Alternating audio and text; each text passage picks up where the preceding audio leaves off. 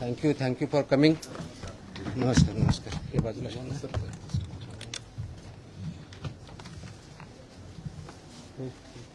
आपल्या फोडला बोलला तुम्ही बसा. थोडं पाठीमाग घेऊ का? थोडं पाठीमाग सरू का?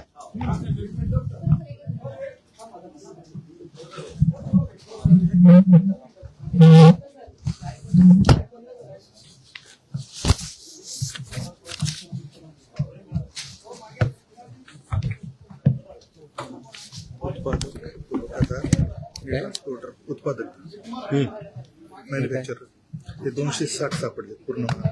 रिपीटेड कसे? नाही वेगळे. ते पुरवठादार 248 आणि ट्रान्सपोर्टर 190, टोटल 700. कधीपर्यंतचे? ते 10 वर्षातले गेले. आणि अजून रिपीटवाले वेगळे? रिपीट येणार नाही त्याचं. ते डिव्हिजन वाईज आहे. डिव्हिजन वाईजचे टेबल? टेबल नाही झालं सर पूर्ण, पण कॅल्क्युलेट करून घेतलं. ठीक. करूया चालू.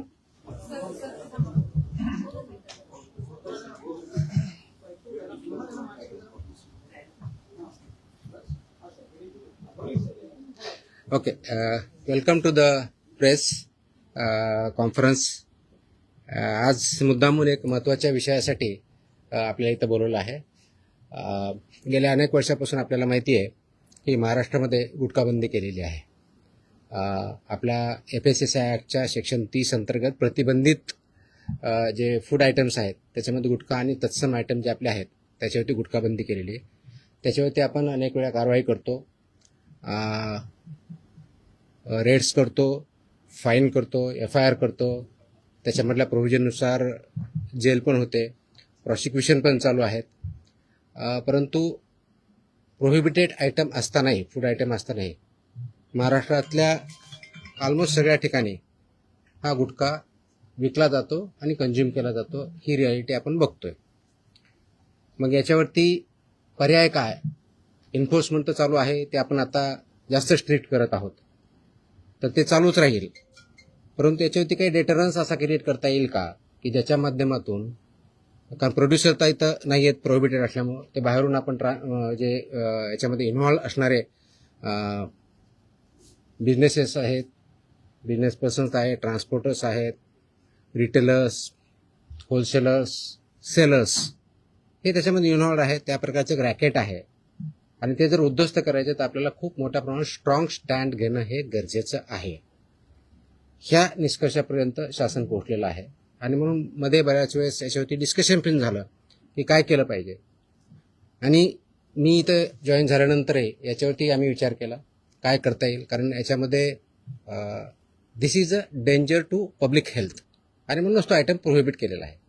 जर पब्लिक हेल्थला जर डेंजर असेल आणि तो आयटम प्रोहिबिट केलेला असेल तरीही त्याचा व्यापार होत असेल, तिथं ट्रान्सपोर्ट होत असेल, होलसेलर विकत असतील, सेलर विकत असतील आणि तो अवेलेबल होत असेल, तर त्याच्यावरती स्ट्रिंजेस्ट पॉसिबल ॲक्शन घेणं गरजेचं आहे.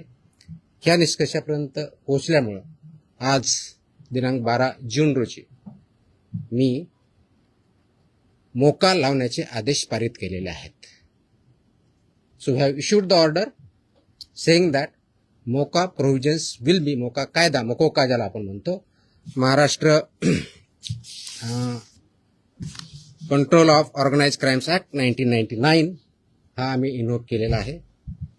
ही माझी तिची ऑर्डर आहे इश्यू केलेली.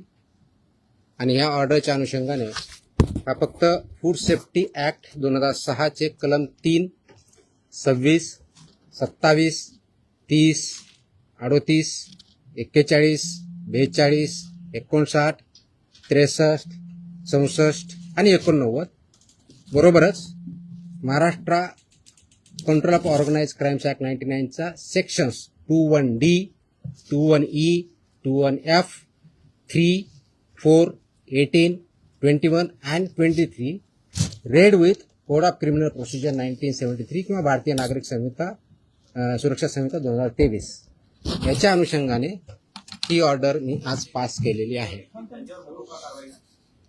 एक मिनिट मला बोलू तर द्या, माझं पूर्ण होऊ दे. पूर्ण झाल्यानंतर विचारा ना प्रश्न. सो ही कारवाई करताना हे प्रोव्हिजन्स आहेत. त्याच्यामध्ये ऑथॉरिटी कोणती आहे, त्याचं रॅशनेल काय आहे, कोणत्या क्राईम्सला, कोणत्या ऑर्गनाइज क्राईममधल्या जी 21D ची डेफिनेशन सांगितलं त्याच्या क्राईममध्ये हा क्राईम कसा बसतो, याच्या ऑथॉरिटी कोण कोण आहेत, ह्या सर्व आपण डिफाईन केलेल्या आहेत. आणि याच्या अनुषंगाने अल्टिमेटली आपण काही ऑर्डर्स, डिरेक्शन्स या माध्यमातून दिलेल्या आहेत. त्याच्यामध्ये ज्या ज्या ठिकाणी हे मोर दॅन वन्स एखाद्या ह्याच्यामध्ये ट्रेड करणारा व्यक्ती, संस्था, आस्थापना असेल त्यांच्याविरुद्ध कंपल्सरी मोका इन्व्होक करायचे ही ऑर्डर आहे. त्याचबरोबर सेक्शन 23 ऑफ मकोका ची जी प्रोसेस दिलेली आहे ती प्रोसिजर कंपल्सरी पाळायची हे पण आपण या सेक्शनमध्ये आदेश दिलेले आहेत. त्यानंतर persons and entities against whom MOCOCA shall be invoked are manufacturers and producers of prohibited food products, number 1. Number 2, financiers funding their manufacture, procurement or distribution. Number 3, interstate and intrastate suppliers and commission agents. Number 4, transporters and vehicle operators, including agents who book or arrange transport. Number 5, godown operators, warehouse owners and store managers who knowingly store such products. 6th, wholesale dealers and distributors. 7th, sub-dealers and semi-wholesaler agents. 8th, retail sellers forming part of an identified organized network. And 9, any other person who knowingly facilitates, abets, conceals or assists any of the above. त्या इतक्या जणांविरुद्ध मोकोका वापरायचे ह्याच्यामध्ये आदेश आपण केलेले आहेत. त्याचबरोबर प्रिझम्पशन ऑफ एलिजिबिलिटी जी आहे ते फक्त याच्यावरती नाही तर प्रिझम्पशन ऑफ एलिजिबिलिटी हे आपण ज्यावेळेस म्हणतो की any one or more of the following is present, ते स्ट्रॉंग प्रिझम्पशन फेवर करणारं मोकोकाला हे प्रोव्हिजन वापरायचं.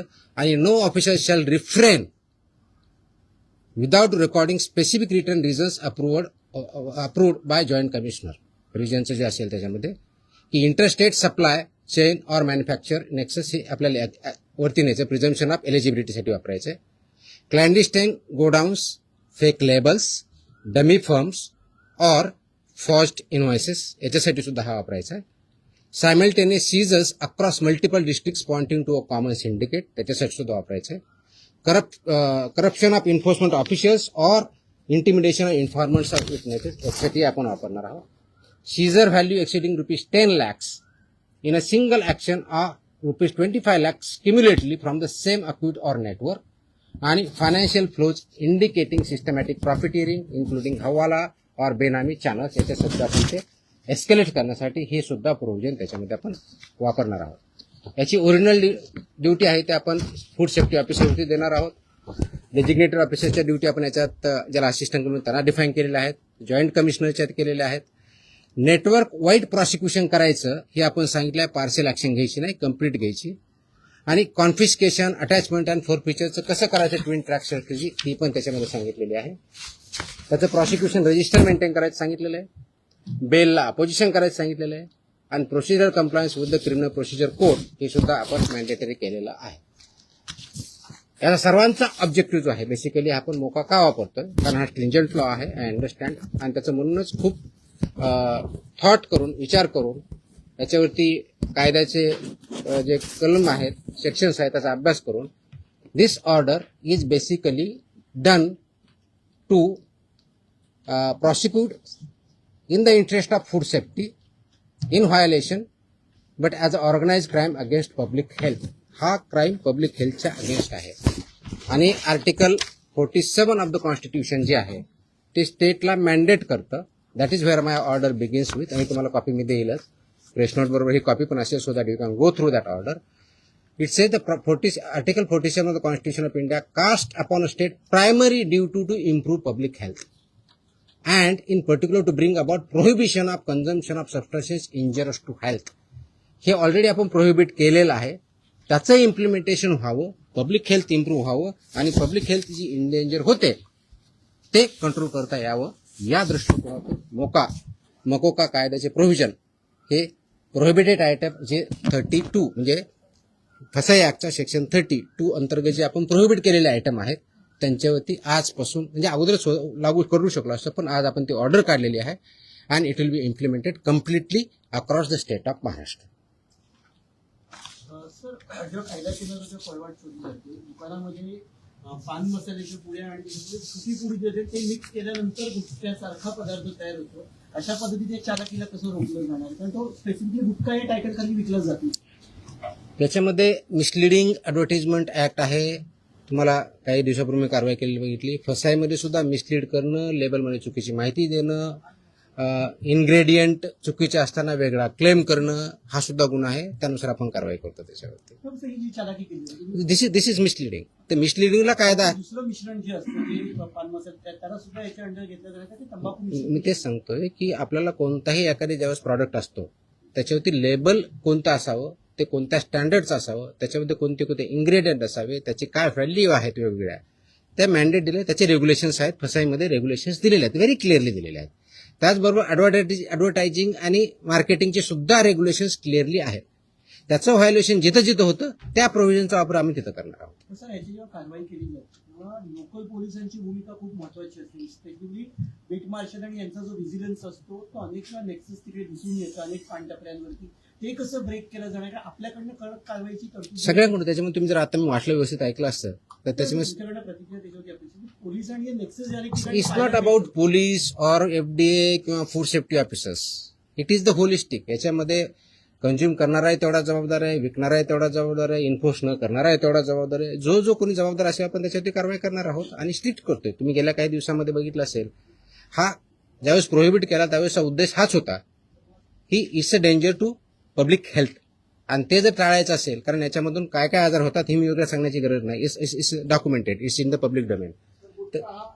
ते करण्यासाठी आपल्याला स्ट्रिंजंट ऍक्टचे प्रोव्हिजन आपण आज का इन्व्होक करतोय, कारण जेवढ्या इफेक्टिव्हली आपल्याला करायचं होतं तेवढं होऊ शकलं ना. हा डेटाच्या आधारे तुम्हाला मी डेटा सांगतो, म्हणजे जस्ट फॉर इन्फॉर्मेशन आपल्याला आहे कसे की आतापर्यंत गेल्या 10 वर्षात ऑलमोस्ट आपण FIR किती केलेले आहेत महाराष्ट्रामध्ये. 32चा FSSAचा जो सेक्शन प्रोहिबिट केलेला आहे त्याच्यावरती. जे मॅन्युफॅक्चरर्स आहेत त्यांच्या विरुद्ध 260 मॅन्युफॅक्चरर्स FIR आहेत आपले. जे पुरवठादार आहेत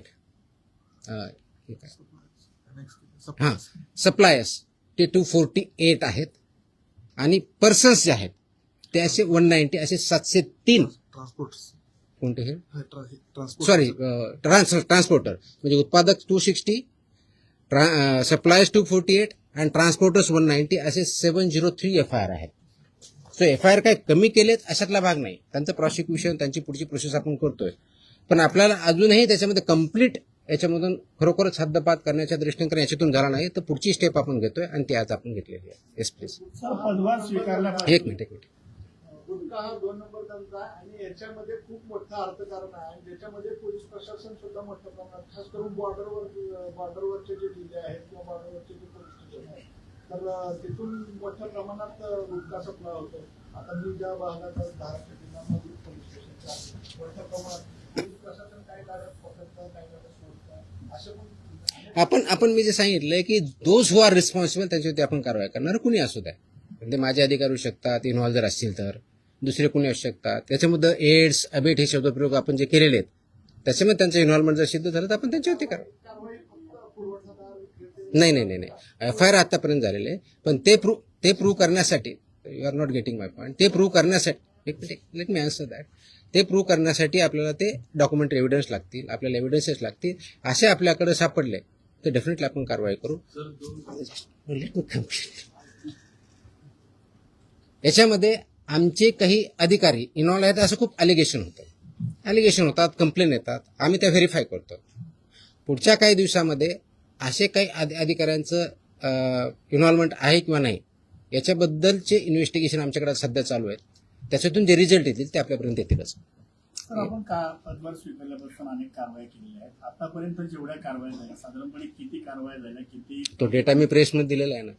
नवीन नाही मी डेटा मी प्रेसमध्ये दिलेला आहे. टीव्हीला त्या बाईट स्वरूपात लागतात. नाही टोटल आता काही कारवाई केल्या तर खूप केल्यात. दररोज मी प्रेस देतोय. झालेली अटक आणि ते किती आहे गुन्हे दाखल झाले. देतो. Yes please. प्रोहिबिटेडची एका वेळेस एक minute. I answer every question. Let me I come to. हां मकोकाची कारवाई करता परत धमकी येऊ नये. मला धमकी आलेलं कोणी सांगितलं तुम्हाला?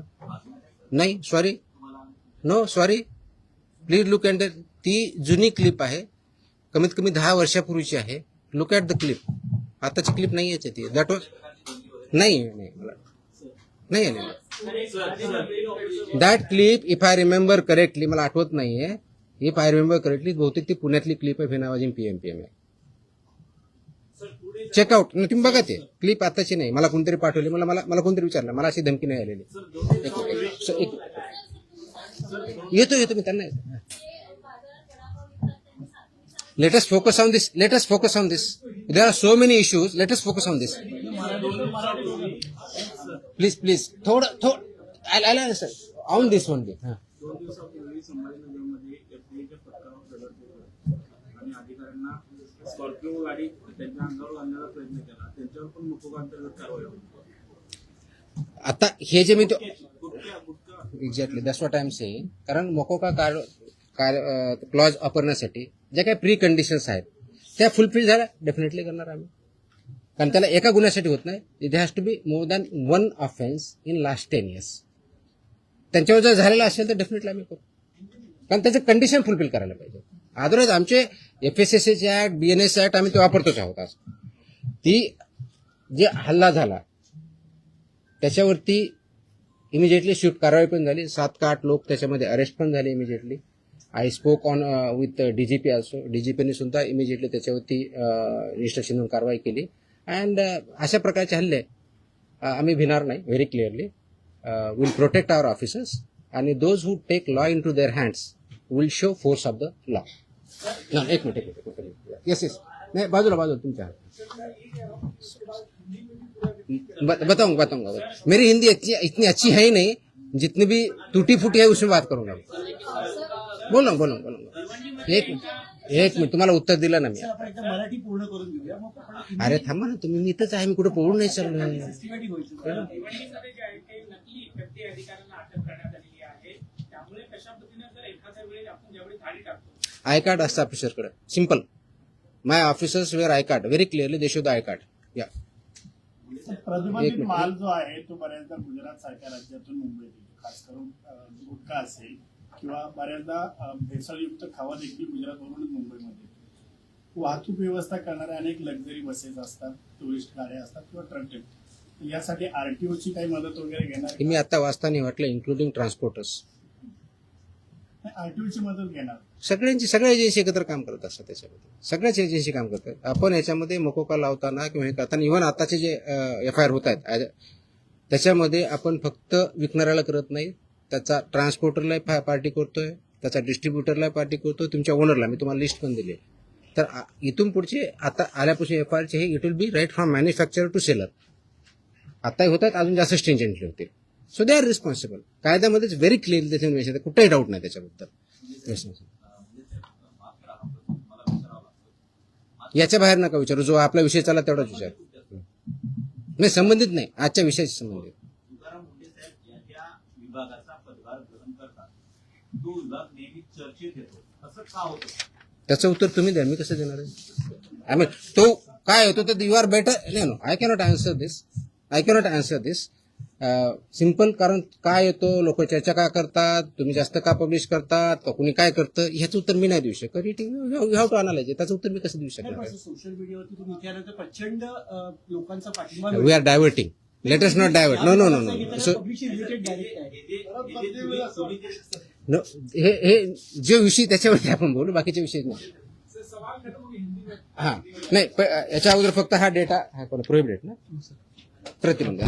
आता तुम्ही जो विचारला होता प्रश्न की मी 25 मे ते 11 जून या काळामध्ये प्रोहिबिटेडच्या बाबतीत म्हणजे प्रतिबंधित आयटमच्या बाबतीतला सांगतोय, बाकीच्या नाही सांगत आहे, कारण हा प्रोहिबिटेडचा विषय आहे. म्हणून तपासणी केलेल्या आस्थापना म्हणजे प्रोहिबिटेडच्या बाबतीत त्या 354 आहे, 354.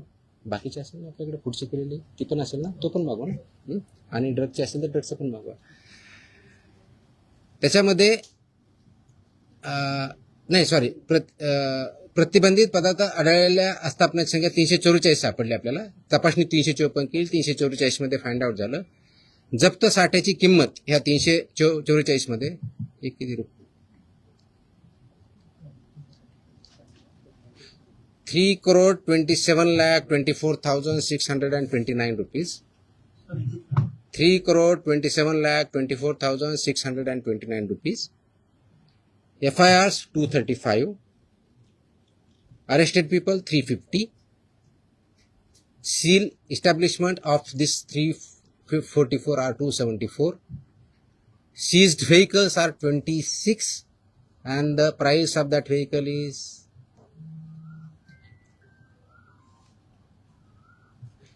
13,39,500. No, sorry, 1,33,95,000.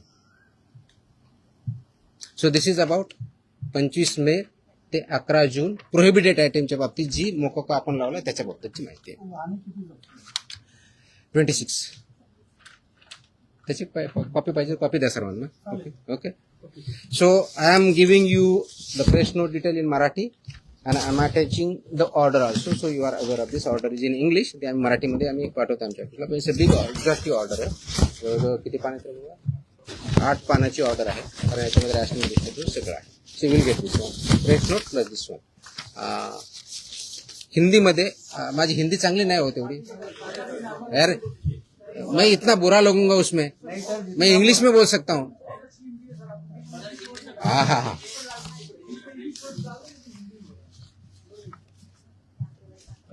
आप सब जानते हैं कि महाराष्ट्र में FSI एक्ट के तहत सेक्शन 30 के अंदर प्रोहिबिटेड आइटम्स है, जैसे कि गुटखा, पान मसाला, इसमें एक आइटम्स है प्रोहिबिटेड है. इसका मतलब ये होता है कि ये प्रोडक्ट, फूड प्रोडक्ट जो है प्रोहिबिटेड, वो महाराष्ट्र में मैन्युफैक्चर नहीं हो सकता है, ट्रांसपोर्ट नहीं हो सकता है, स्टोर नहीं हो सकता है, सेल नहीं हो सकता है. फिर भी बहुत कार्रवाई करने के बावजूद इसका सेलिंग और अवेलेबिलिटी महाराष्ट्र में कई जगहों पे पाया जाता है.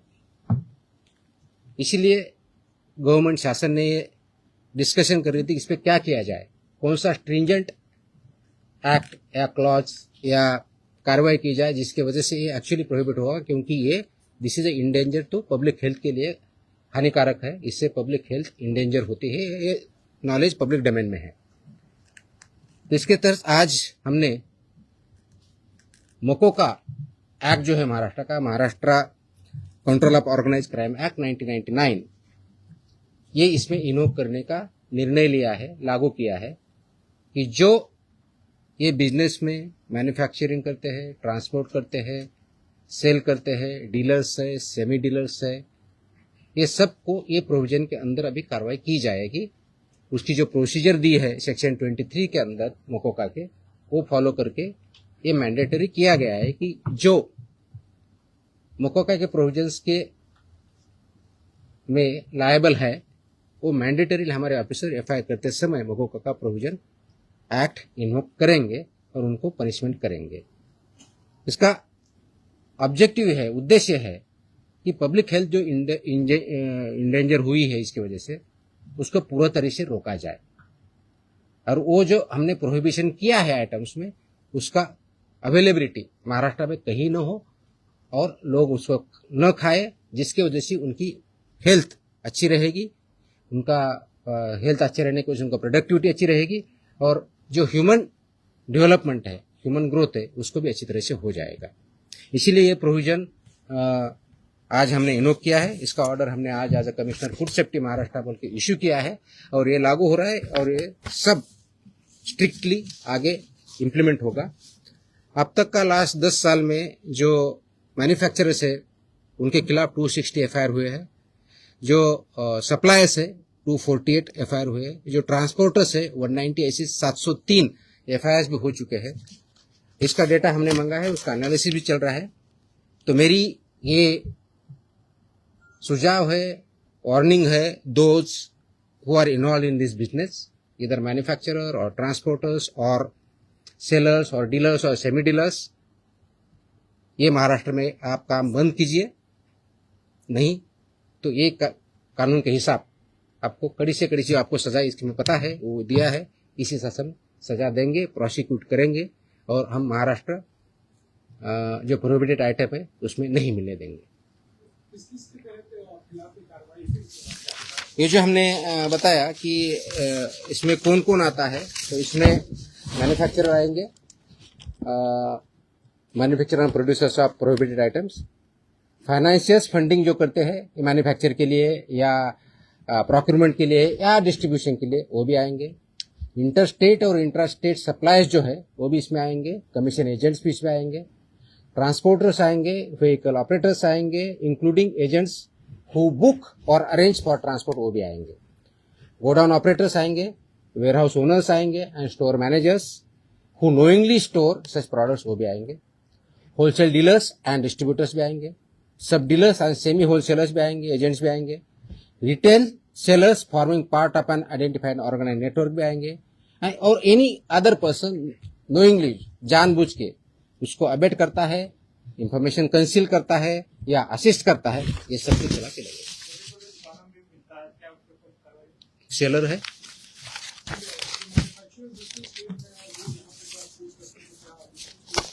so it's a part of syndicate. Syndicate K definition में सब कुछ आया है। Organized crime. That's why it is an act. That's why this is become an organized crime, and they are working as a syndicate. That's why we are invoking this provisions. They are supporting. They are supporting.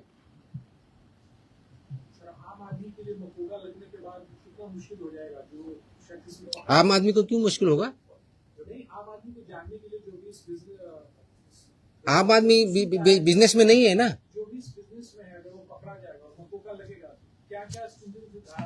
ये तो आप मुकदमे में clearly है ना, life imprisonment provision आहे ना। किती सजा आहे त्याची? किती वर्ष ते काढा जरा प्रोविजन। ऑफकोर्स दे प्रोसिक्यूट होंगे, कोर्ट में केस चलेगा। हाँ ऑफकोर्स आपको बेल अपोज कर हमने बता ही दिया ना कितना है।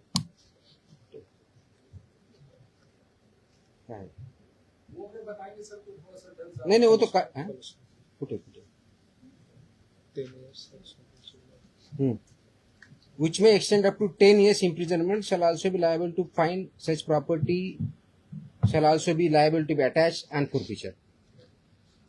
और रिपीट है तो उसका फिर और बताए, यहाँ इम्प्रिजनमेंट प्रॉपर्टी भी सीज होगी। नाही हे विषय संपवल्यानंतर आपण दुसरा आता, ठीक आहे। तुमचे प्रश्न संपत नसतात कधी, मला माहिती आहे। आय थिंक झालं ना आता हिंदीमध्ये।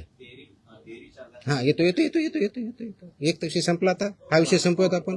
माझी अशी अपेक्षा आहे आपल्याकडून, प्लीज याला चांगली पब्लिसिटी द्या।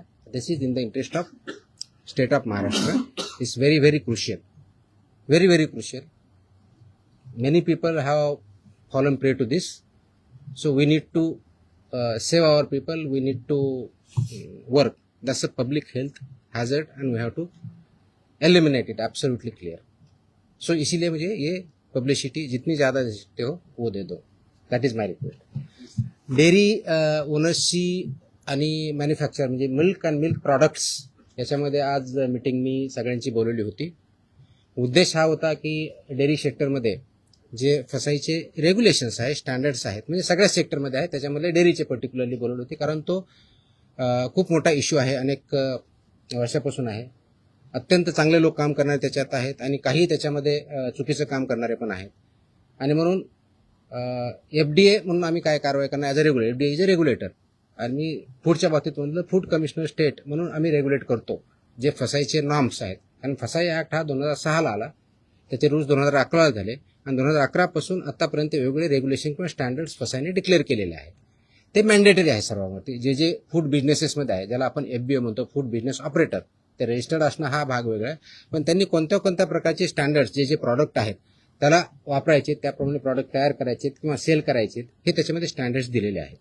त्याच्यामधला एक भाग म्हणून जे मिल्क अँड मिल्क प्रॉडक्ट्स आहेत याच्यासाठी जे स्टँडर्ड्स लागतात ते त्यांनी पाळावेत, ते त्यांनी इम्प्लिमेंट करावेत. या दृष्टिकोनातून एक इंटरॅक्शन सेशन, कायद्याचे प्रोव्हिजन, रेग्युलेशन्स कोणते आहेत ते त्यांना आम्ही सांगितले. त्यांचे जे काही इश्यू होते ते आम्ही समजून घेतले आणि यातून पुढे खूप स्ट्रिक्टली याच्यावरती इन्फोर्समेंट होईल. राईट फ्रॉम कलेक्शन सेंटर गावातलं जे असेल तिथपासून ते म्हणजे तुमचा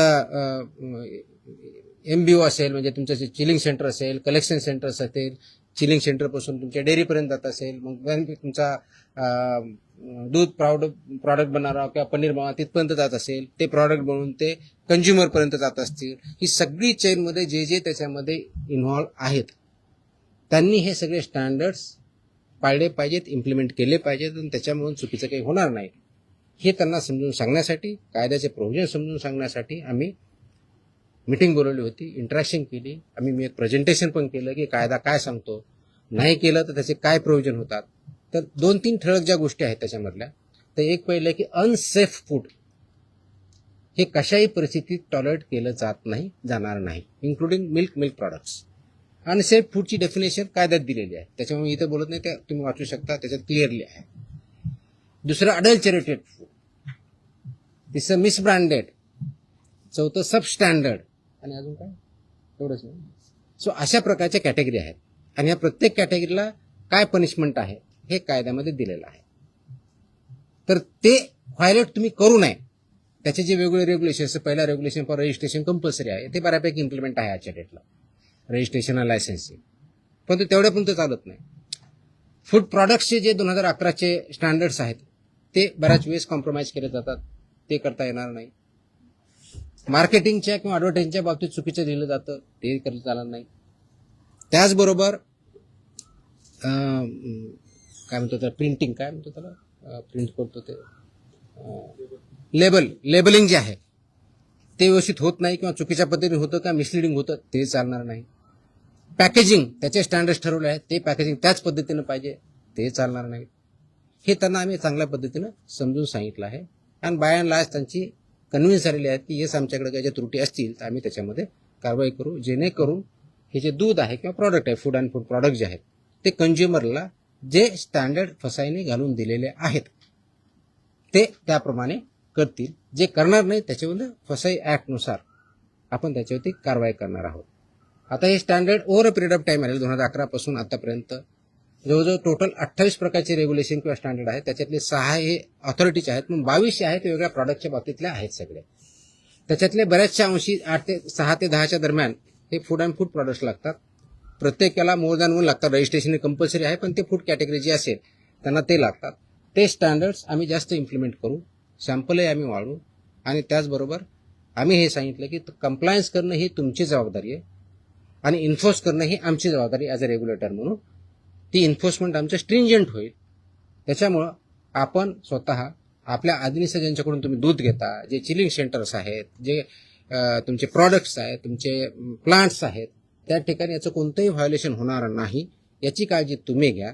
आणि सबस्टँडर्ड असेल, अनसेफ असेल, तो माल रिजेक्ट करा, तो तुम्ही वापरू नका, दुसऱ्याकडे वापरून देऊ नका, so that this unsafe, substandard, adulterated, misbranded असं कोणताही प्रॉडक्ट मार्केटमध्ये येणार नाही. त्यासाठी तुम्ही कार्यरत राहा आणि ते कंप्लायन्स करता की नाही त्याचं इन्फोर्समेंट आम्ही बघू आणि जिथं कंप्लायन्स होत नाही त्यांच्यावरती आम्ही स्ट्रिक्ट कारवाई करू. दिस वॉज द मीटिंग. तुमच्या कारवाईचं शेतकरी फार खुश आहेत.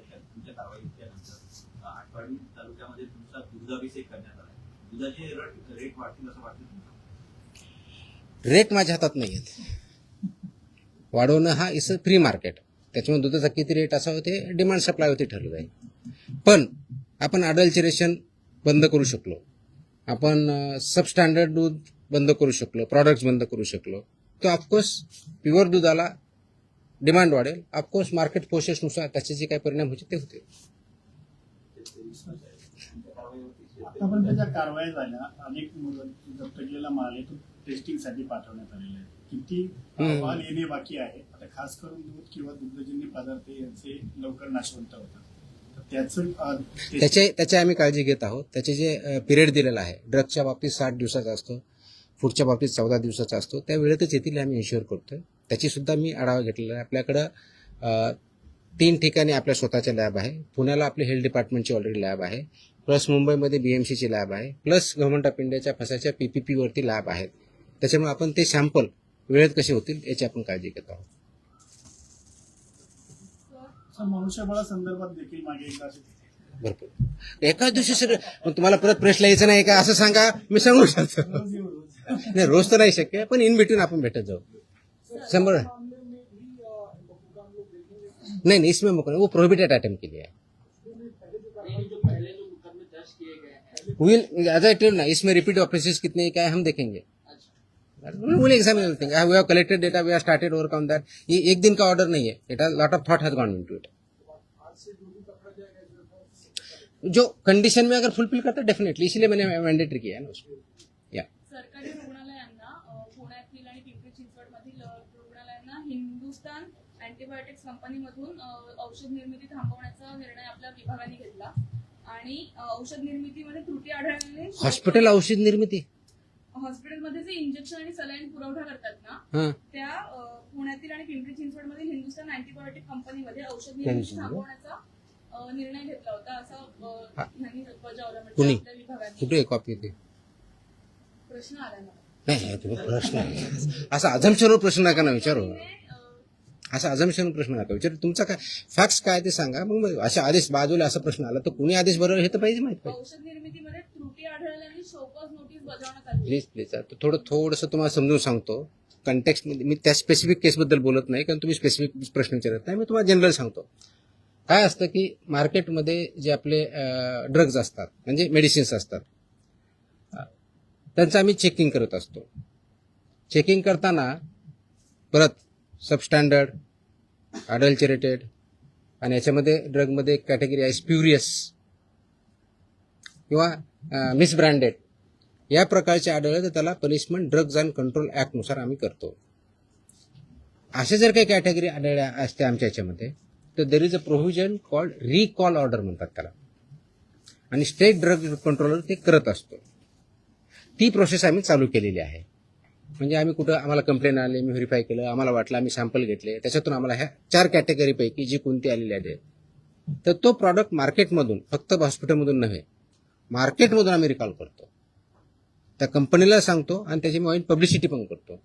तर तशा प्रकारच्या ऑर्डर आम्ही ज्या ज्या केसेसमध्ये आम्ही ते recall order drug control, state drug controller who is sitting here, म्हणजे इथं जे आपण जॉईंट कमिशनर ड्रग HQ म्हणतो, he is a state drug controller, तर त्यांच्या मार्फत इश्यू करतो आणि ते कंप्लाय करतो. पर्पज असा असतो त्याच्या पाठीमागचं की जर हे चुकीचं आहे तर ते कंझ्युम होऊ नये, म्हणून ते रिकॉल ऑर्डर असते. आणि बाकीचे प्रोव्हिजन ज्याप्रमाणे FIR करून किंवा जे काय प्रॉसिक्युशन करायचे त्या कंपनीवर आम्ही करत असतो. तर अशा आमच्या पुण्यातले जे एक आम्ही हे केलेलं आहे, कोणते ते हां पुण्यामध्ये शेड्यूल H मधले औषधं जप्त केले होते 11.19 लाखाचे. That is Cipla company. तर त्याची तिथल्या लोकलनी केली, पण इथून आमची ऑर्डर आज 1-2 दिवसामध्ये रिकॉलची जाईल. त्याच्यामुळे ते प्रॉडक्ट जे असतील ते पूर्ण मार्केटमधून पूर्ण अक्रॉस कुठे असू द्या, इंडियामधले कुठे असू द्या, ते रिकॉल होतील. तसेच बाकीच्याही गोष्टीवर आम्ही कारवाई केली. That is the provision you should understand. हे रिकॉल ऑर्डर असते. It's a standard procedure as per the drug control act 1940 आणि त्याच्या अंदर 1945 ची स्टँडर्ड प्रोसिजर आहे. We are following it now. कदाचित अगोदर होत नव्हती, नाही माहीत, मला माहीत नाही, but will follow it so that public हेल्थला त्याच्यातून डेंजर राहणार नाही. आणि आपको जे प्रोड्यूस केलेलं आहे, जे सेल करतात, त्यांच्यावरती नियमानुसार आपले कारवाई. ओके, बिफोर यू फॉरगेट एक लास्ट अजून एक आदेश मी आज पारित केलेला आहे. हा आदेश आहे ड्रग्स, म्हणजे माझ्याकडे 2 सेक्शन, एक फूड आहे आणि एक ड्रग आहे. हा आदेश आहे की बऱ्याच ठिकाणी आमच्याकडे कंप्लेन येतात, माहिती भेटते की हॉस्पिटलमध्ये कुणी पेशंट ॲडमिट जर असेल आणि त्याला जे काही औषधी लागत असतील तर ते त्यांच्याच फार्मसीमधून घ्यायचे, अशा काही कंप्लेन असतात आमच्याकडे. By law they cannot force any hospital तिथूनच घ्यायचं मॅन्डेट नाही आहे. त्याचे आदेश आम्ही जारी केलेले आहेत. आदेश त्याची पाहिजे तर कॉपी आम्ही प्रेस कदाचित उद्या देऊ, दिली का त्या, पण माहितीसाठी म्हणून देतोय की ऑलरेडी केले की असं त्यांना करता येत नाही. कोणत्याही पेशंटला जर बाहेरून आणायचं हा त्यांचा चॉईस आहे. यू कॅनॉट फोर्स एनीबडी की तुमच्याच फार्मसीमधून किंवा ह्याच फार्मसीमधून किंवा त्याच फार्मसीमधून घ्या, हे तुम्ही पेशंटला फोर्स करू शकत नाही. हे आम्ही सगळ्यांना ऑर्डर काढलेली आहे आणि इट विल बी इन्फोर्स्ड, कारण तो सिटिझन्सचा किंवा पेशंटचा राईट आहे कुठून परचेस करायचा. त्यांना तुम्हाला प्रिस्क्रिप्शन द्यावं लागेल. प्रिस्क्रिप्शन दिल्यानंतर त्यांना जिथून आणायचे तिथून आणतील. त्याच्यामुळे यू कॅनॉट फोर्स की तुमच्याच फार्मसीमध्ये घ्यावा. तो पण आदेश आज आम्ही पारित केलेला आहे. जर डॉक्टरने लिहून दिलं प्रिस्क्रिप्शन, तो त्याच्यात जो प्रिस्क्रिप्शन किंवा गोळ्या जी काही लिहून देईल ते फक्त त्याच्याच मेडिकलमध्ये अवेलेबल असतं. जर दुसरीकडे घ्यायला लागला तर तिथं उपलब्ध नसतं. असं का बरं होईल? असं हो सर आहे हो सर आहे नाही मिळत आहे, सर. मला तरी अनुभव आहे. बँड्रामधले डॉक्टर म्हणजे मेडिसिन फक्त त्याच्या हॉस्पिटलसाठी होल्ड ऐकून घ्या. ते मेडिसिन फक्त त्याच्या हॉस्पिटलसाठी बनवलं आहे का? त्याच्यात मेडिकल सांग. त्याच्यामध्ये स्टँडर्ड ज्या ऍडवायझरीज आहेत त्या ऍडवायझरी अशा आहेत की त्यासाठी जेनरिक ऑप्शन काय हे पण देऊ शकतात, ते मागू शकता पेशंट. अशा स्पेसिफिक आले तर आम्ही कारवाई करू. मला स्पेसिफिक लागले, जनरल नको, आम्ही कारवाई करू. There is a law. मैं है या नहीं बोल रहा, मैं क्वेश्चन नहीं कर रहा हूँ. अगर ऐसे हमारे पास स्पेसिफिक कंप्लेन आते हैं हम कार्रवाई करेंगे ना. सर कसं ते कंटेंट पेक्षा ते ब्रँड नेम देतात, त्यामुळे लोक ब्रँड नेम वरती जातात आणि कंटेंट हा खूप मोठा विषय आहे. प्रिस्क्रिप्शन कसं लिहावं, कुठं लिहावं, कोणतं द्यावं, आता त्याच्यात मी जाणार नाही की तो माझा डोमेन नाही आहे. माझा ड्रगच्या बाबतीतला जो इश्यू आहे, अशा प्रकारच्या कंप्लेंट जर आमच्याकडे आल्या तर will definitely investigation look into it. Okay, I think I have satisfied everybody. आणि मकोकाला जरा वाईट पब्लिसिटी आहे. येस, हे अगोदर नाही सांगायचं का? अरे नाही, आता नाही, बाकीचे सगळ्यांना प्रिंटमध्ये द्या. It is required and it is essential also. Okay, चलो, थँक्यू. सर पीएम म्हणजे ट्रेडमार्क की तुकाराम मुंबई? गप्पा नको मारा.